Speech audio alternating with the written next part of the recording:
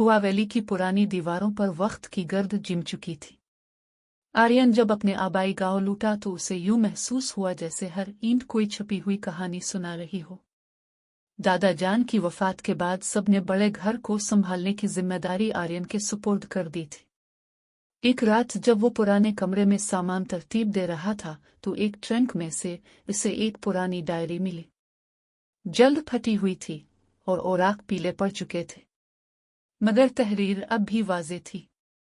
Diary के सरवरक पर एक ही नाम दर्ज था, ज़ुया। आर्यन की सांस रुक गई। ज़ुया, ये कौन थी?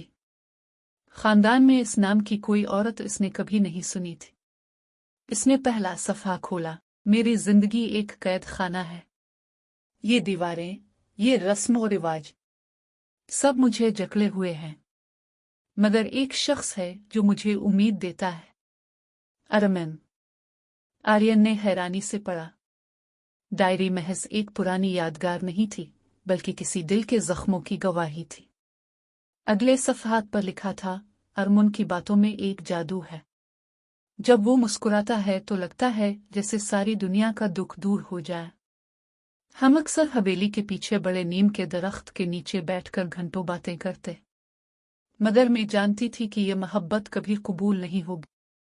मैं एक नवाब की बेटी और वो बस एक आम आदमी का बेटा। अरमन ने कहा कि मोहब्बत इज्जत और रवायत की मोहताज नहीं। इसने कहा हम यहाँ से दूर जा सकते हैं, लेकिन मैं अपने घर को, अपनी माँ को कैसे छोड़ सकती थी? मेरा दिल और अक्ल एक दूसरे के खिलाफ लड़ रहे थे। आर्यन के हाथ लरजने लगे। ये सिर्फ एक कहानी नहीं थी, ये एक ऐसा राज था जिसे बरसों दफन किया गया था। दादी की खामोशी। अगले दिन आर्यन ने दादी से बात करने की कोशिश की। दादी, क्या आपको ज़ुया के बारे में कुछ मालूम है? दादी की आंखों में खौफ और दुख उतर आया। बेटा, कुछ जख्म पुराने हैं, उन पर बात करने से सिर्फ दर्द बढ़ता है। बेहतर है तुम भी उनको न छेड़ो। लेकिन आर्यन को अब सुकून नहीं मिल सकता था। वो जान चुका था कि ये डायरी सिर्फ मोहब्बत की कहानी नहीं, बल्कि एक जुर्म का राज भी अपने अंदर छुपाए हुए है।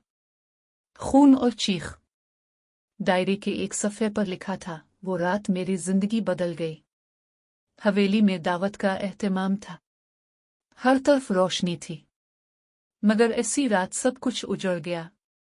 मैंने खून देखा और एक चीख ने सब कुछ खामोश कर दिया। यहां से सफ़ा फटा हुआ था, सिर्फ चंद अल्फाज बाकी थे। अरमन, खून, चीख। आर्यन ने डायरी बंद कर दी। इसके जिस्म पर कपकपी तारी हो गई। हवेली का बंद कमरा। कुछ दिन बाद इसने हवेली के पिछले हिस्से में एक कमरा देखा जो हमेशा बंद रहता था। जंगालू तालू तोड़कर अंदर गया तो दीवारों पर पुरानी तस्वीरें लटकी हुई मिले। एक तस्वीर में ज़ुया के साथ एक अजनबी नौजवान खड़ा था। नीचे लिखा था, मेहमान खास अरमन। यानी अरमन सिर्फ कोई आम लड़का नहीं था, बल्कि खानदान का मेहमान था। कोने में एक अलमारी से एक पुरानी चिट्ठी मिली। मुझे मुआफ कर देना ज़ुया, जो कुछ हुआ इसमें मेरा कोई कसूर नहीं, लेकिन अगर कभी तेरी डायरी किसी के हाथ लगे तो सच खुद ब खुद सामने आ जाएगा। अरमन। दादी का राज। इस रात आर्यन ने वो चिट्ठी दादी को दिखाई। दादी के हाथ कांपने लगे। उन्होंने चिट्ठी जलाने की कोशिश की, लेकिन आर्यन ने रोक लिया। दादी, अब सच क्यों नहीं बताते? आखिर अरमुन और ज़ुया के साथ क्या हुआ था? दादी की आंखों से आंसू बह निकले। वो आहिस्ता से बोले, बेटा, जिस रात हवेली में खून बहा था, इसी रात ज़ुया हमेशा के लिए खामोश हो गई। और अरमन, वो दोबारा कभी नजर नहीं आया। नीम का दरख्त। डायरी के आखिरी सफ़े पर सिर्फ इतना लिखा था, अगर कोई मेरा राज जानना चाहे तो नीम के दरख्त के नीचे देखे। आर्यन की धड़कन तेज हो गई। नीम का दरख्त, वही जगह जहां ज़ुया और अरमुन मिला करते थे। क्या वहां कोई ऐसा राज दफन था जो सबको हिला दे? आर्यन ने डायरी का वो आखिरी जुमला कई बार पढ़ा, अगर कोई मेरा राज जानना चाहे तो नीम के दरख्त के नीचे देखे। इसके जहन में सवालों का तूफान था। वो रात के वक्त चुपके से हवेली के पिछले बाग में गया। आसमान पर हल्की हल्की बदली थी और नीम का पुराना दरख्त हवा के साथ सरसराता हुआ जैसे खुद कोई राज छुपाए बैठा हो। आर्यन ने कुदाल उठाई और दरख्त की जड़ों के करीब खुदाई शुरू की।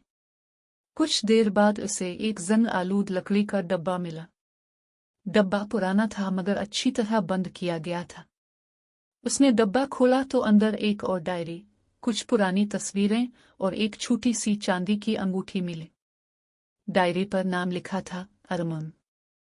अरमुन की डायरी। आर्यन ने कांपते हाथों से पहला सफ़हा खोला। ये मेरा एतराफ़ है। शायद कोई इसे पढ़कर समझ जाए कि मैं कसूरवार नहीं था। मैंने ज़ुया से मोहब्बत की, सच्चाई के साथ, लेकिन इस मोहब्बत को गुनाह बनाकर पेश किया गया। इस रात दावत के दौरान जब मैंने ज़ुया से भागने की बात की तो किसी ने हमें देख लिया। इसी लम्हे शोर मचा और फिर खून। अगला सफ़ा, मैंने ज़ुया को जख्मी देखा। इसकी चीख अब भी मेरे कानों में गूंजती है। मैंने इसे बचाने की कोशिश की लेकिन लोग आ गए। सबने मुझे ही कातिल समझा। मुझे भागना पड़ा क्योंकि अगर मैं रुकता तो शायद मैं जिंदा न बचता। तस्वीर का राज। डब्बे में रखी एक तस्वीर पर आर्यन की नज़र जिम गई। तस्वीर में ज़ुया एक बच्चे को गोद में उठाए खड़ी थी। पीछे एक छोटा सा कतबा नजर आ रहा था जिस पर धुंधले हुरूफ लिखे थे, मीरास। आर्यन के दिल में बिजली सी कौंध गई। क्या ज़ुया का कोई बच्चा भी था? अगर ये सच था तो इसका मतलब था कि खानदान ने सिर्फ ज़ुया और अरमुन की मोहब्बत ही नहीं छुपाई बल्कि एक नई नस्ल को भी मिटा दिया। दादी का सामना। आर्यन अब मजीद खामोश नहीं रह सकता था। अगले दिन इसने दादी के सामने वो डब्बा रख दिया। ये सब क्या है दादी? अरमुन की डायरी, ज़ुया की तस्वीर, ये बच्चा कौन है? दादी के चेहरे का रंग जर्द पड़ गया। वो कुर्सी से सहारा लेकर उठी और आहिस्ता से बोले, बेटा, कुछ सच्चाइयां खानदान को तोड़ देती हैं। ज़ुया सिर्फ हमारी बेटी नहीं थी, वो हमारे खानदान की इज्जत की निशानी थी। इसने अरमुन से छपकर शादी की थी। वो बच्चा इन दोनों का था, लेकिन जब ये राज खुला तो सब कुछ बखर गया। आर्यन की आंखों में आंसू आ गए। फिर ज़ुया का कत्ल किसने किया? अरमुन क्यों भागा? दादी ने सर झुका लिया। उनके होंठ कपकपा रहे थे। कातिल हमारे अपने ही थे। खूनी हकीकत। दादी ने लरजती आवाज में बताया, इस रात ज़ुया के भाइयों को सब कुछ मालूम हो गया। उन्हें लगा कि यह खानदान की तौहीन है। वो अरमुन को मार देना चाहते थे, लेकिन लड़ाई में ज़ुया बीच में आ गई। खंजर उसके सीने में पेवस्त हो गया। अरमुन ने सबके सामने चीख कर कहा कि यह कत्ल है, मगर सब ने इल्जाम इसी पर डाल दिया और वो अपनी मोहब्बत, अपना बच्चा और अपना सब कुछ पीछे छोड़कर भाग गया। नया सवाल। आर्यन खामोश बैठ गया। इसके कानों में ज़ुया की चीखें गूंज रही थीं, मगर इसके दिल में एक नया सवाल पैदा हुआ। अगर ज़ुया का बच्चा था तो फिर वो कहाँ गया? क्या वो बच्चा जिंदा बचा और उसे भी खत्म कर दिया गया? डायरी का आखिरी सफ़ा खोलते हुए आर्यन ने पढ़ा, अगर किसी दिन कोई हकीकत जानना चाहे तो शहर के पुराने यतीम खाने में जाकर पूछे। वहां मेरा खून आज भी सांस ले रहा है। हिस्सा सिवम यहाँ खत्म होता है। अब कहानी सबसे बड़े मरहले पर पहुंच गई है। ज़ुया और अरमुन का रिश्ता जाहिर हो गया। ज़ुया के कत्ल की हकीकत सामने आ गई और सबसे बड़ा राज, उनका बच्चा शायद जिंदा है। नामालूम राज। हिस्सा चहारुम, खोई हुई नस्ल। आर्यन के दिल में एक ही बात गूंज रही थी, शहर के पुराने यतीम खाने में मेरा खून आज भी सांस ले रहा है। वो अगली ही सुबह शहर के इस खस्ता हाल यतीम खाने पहुंचा। दीवारों पर पुरानी पपड़ाहें जिमी हुई थी, लकड़ी के दरवाजे चरचुराते थे। आर्यन के कदम जैसे बोझल हो गए थे। यतीम खाने की तलाश। अंदर एक बूढ़ी औरत बच्चों के साथ बैठी कहानियां सुना रही थी। आर्यन ने सलाम किया और पूछा, क्या आपको पुराने जमाने के किसी बच्चे के बारे में कुछ इल्म है? ज़ुया नामी औरत ने यहाँ कभी किसी को छोड़ा था? बूढ़ी औरत ने चंद लम्हे सोचा, फिर आह भरी, हाँ, बहुत बरस पहले एक नौमौलूद बच्चा हमारे पास लाया गया था। कोई कह रहा था कि इसकी माँ मर गई है और बाप कहीं भाग गया है। हमने इसका नाम रूहेल रखा। आर्यन के जिस्म में बिजली सी दौड़ गई। क्या वो बच्चा अब भी जिंदा है? औरत ने कहा, जी हाँ, वो बड़ा हो चुका है। आजकल शहर की लाइब्रेरी में काम करता है। बहुत खामोश, बहुत संजीदा, जैसे अपने अंदर कोई भारी बोझ उठाए हुए हो। मुलाकात रूहेल से। आर्यन ने बेताबी के साथ लाइब्रेरी का रुख किया। वहां किताबों के दरमियान एक नौजवान खामोशी से अलमारियां तरतीब दे रहा था। इसकी आंखें गहरी थीं, चेहरे पर एक अजीब सी उदासी। आर्यन करीब गया। क्या आप रूहेल हैं?